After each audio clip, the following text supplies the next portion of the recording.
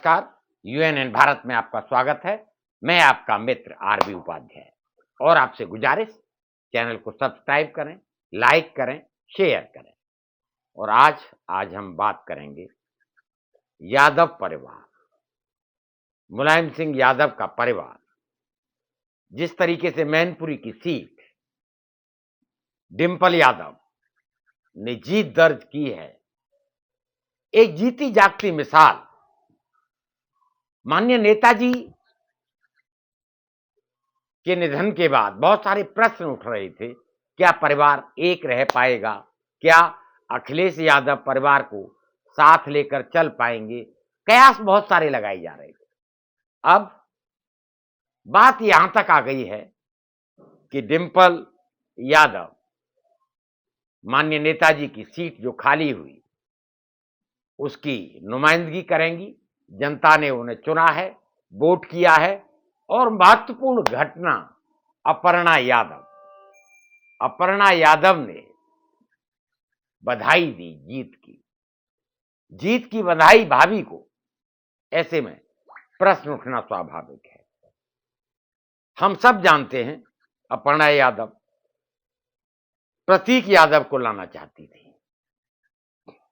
मुलायम सिंह यादव की दूसरी पत्नी साधना के बेटे और उनकी पत्नी है, प्रतीक की पत्नी है अपर्णा यादव। अपर्णा यादव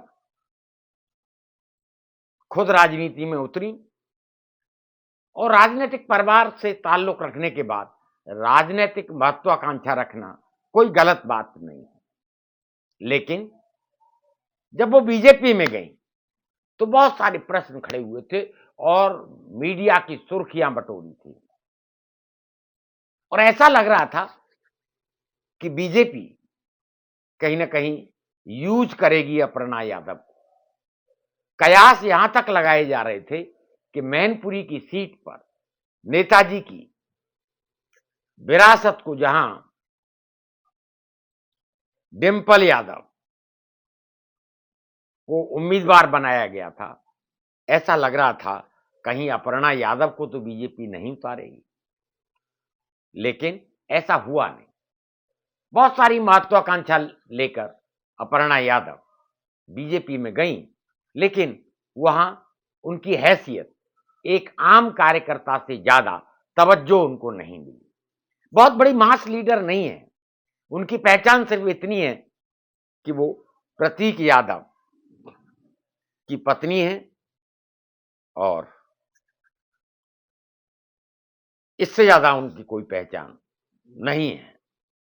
अब ऐसा नहीं है, समाजवादी पार्टी के टिकट पर अपर्णा यादव, आपको याद होगा, चुनाव लड़ चुकी हैं और उनके खिलाफ थी रीता बहुगुणा जोशी, हार गई। हार और जीत सिक्के के दो पहलू हैं।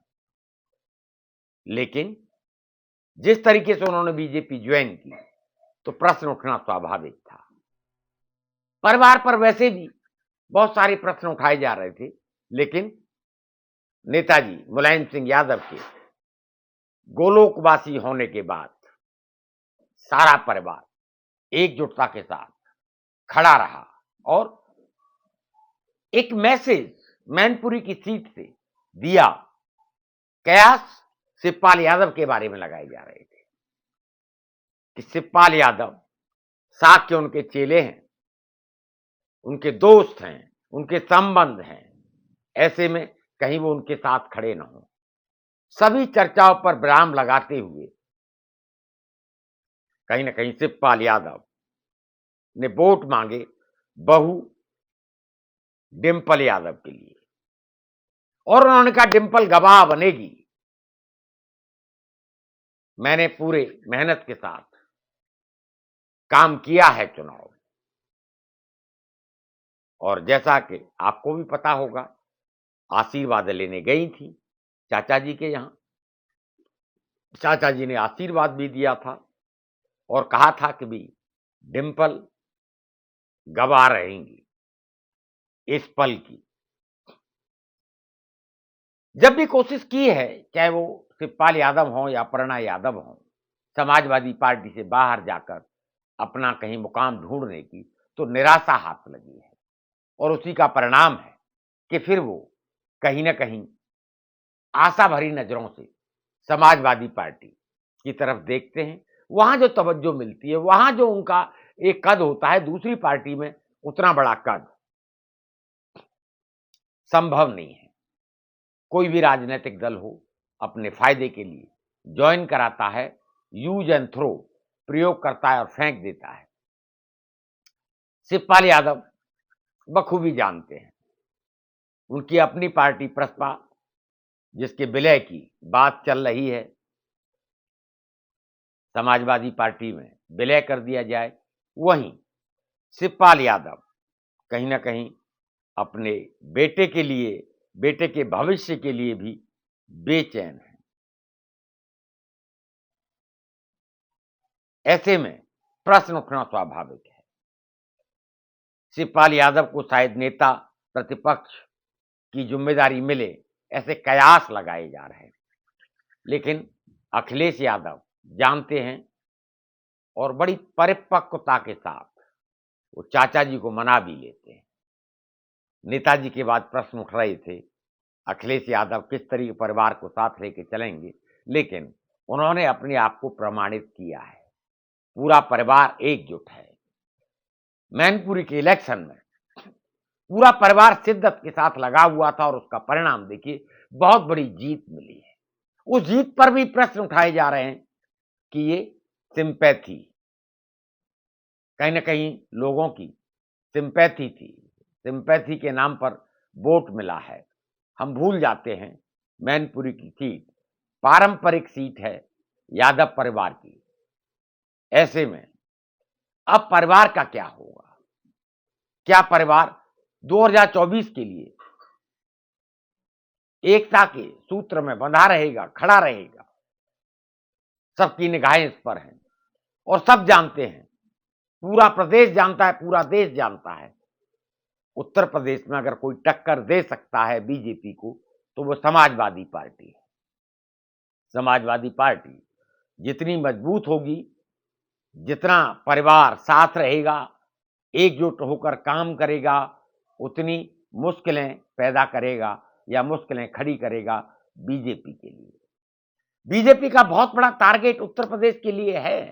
वो 80 की 80 सीट जीतना चाहती है।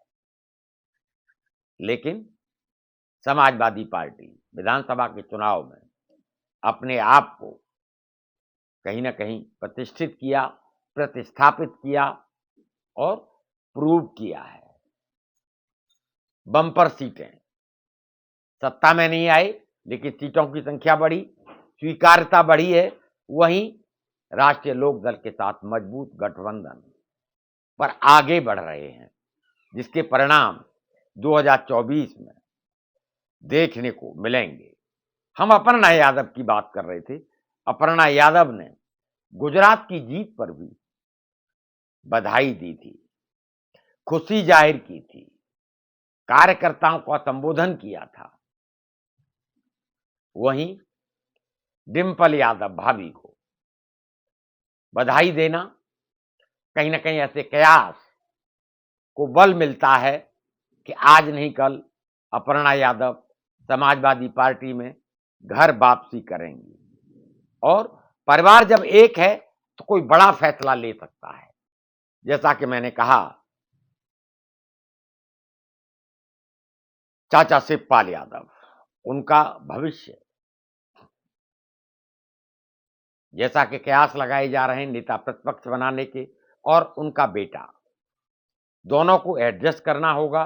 वहीं चाहे वो धर्मेंद्र यादव हैं या दूसरे सीनियर नेता हैं समाजवादी पार्टी के, तो कोई बड़ा फैसला समाजवादी पार्टी ले सकती है और परिवार महत्वपूर्ण सीटों पर चुनाव लड़ सकता है। महत्वपूर्ण सीटों पर चुनाव लड़ने से एक हवा बनेगी समाजवादी पार्टी की। अखिलेश यादव पढ़े लिखे नेता हैं, उनके बारे में जनता की राय भी ठीक ठाक और अच्छी है। ऐसे में अग्नि परीक्षा होगी 2024 में समाजवादी पार्टी कि वो किस तरह से लोकसभा के चुनाव में अपने आप को प्रतिस्थापित करती है, अपने परिवार के जो लोग हैं उनको लड़ाकर या इनको दरकिनार करके कार्यकर्ताओं को आगे लाकर क्या स्ट्रेटजी अपनाएंगे अखिलेश यादव समाजवादी पार्टी की। यूएनएन भारत की ओर से भी डिंपल यादव को बधाई। नेताजी की सच्ची बारिश, जनता ने उन्हें चुना है, प्यार दिया है, बम्पर जीत हुई है। ऐसे में उम्मीदें भी बढ़ जाती हैं।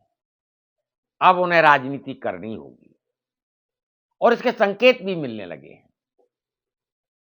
उन्होंने खुल के कहा है, अब वो बोलेंगी, तोलेंगी और कटघरे में खड़ा करेंगी बीजेपी को। समय समय पर प्रश्न खड़े होते रहे समाजवादी पार्टी पर, लेकिन मैं समझता हूं जवाब मिल चुका है। जल्दी ही ऐसी उम्मीद की जाती है अपर्णा यादव की भी घर वापसी होगी, क्योंकि जो तवज्जो उन्हें मिलनी चाहिए थी बीजेपी में वो नहीं मिली। कोई बहुत बड़ा कद अपर्णा यादव का नहीं है। उनका कद सिर्फ इतना सा है कि माननीय मुलायम सिंह यादव की दूसरी पत्नी साधना के बेटे प्रतीक यादव की बहू हैं और रीता बहुगुणा से चुनाव हार चुकी हैं। अपर्णा यादव लंबे समय से चर्चा में हैं।